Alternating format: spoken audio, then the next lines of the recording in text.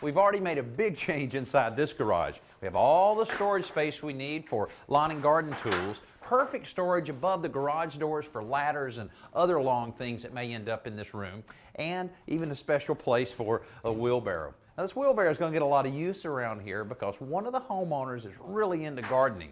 Big part of gardening, potting plants. So perfect place for a little potting bench would be right here. But the potting bench we're about to build can also be used outside. To protect it from the elements, we're going to build the bench from treated lumber using all 1x4 stock and trying to avoid the knots as we make our cuts. We begin with the two long pieces and cut a handle into one end of each. Between them, we attach cross pieces to hold the frame together. We're pre-drilling for the coated screws we're using so that we don't split the wood, especially near the ends of the pieces.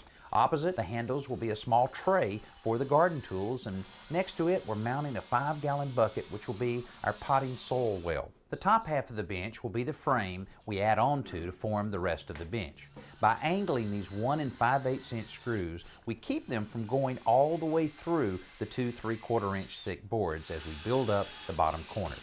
The two front legs are a bit shorter because that's where we'll mount the wheels on a 1/2 inch steel rod that will serve as our axle. We finish the two levels of the bench, much like a deck, with the board spaced out across the frame except for a removable panel over the potting soil well and a lip around the bottom level.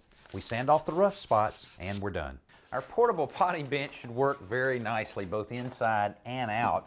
Now it's just the right height to work on plants a little bit, and the little lift out panel here where all the potting soil will be will make it real convenient. Now some people may want to use this as a garbage can. That would work well too, but we'll have room right beside it here for a garbage can. And we use some of our leftover treated material to create almost a little pallet.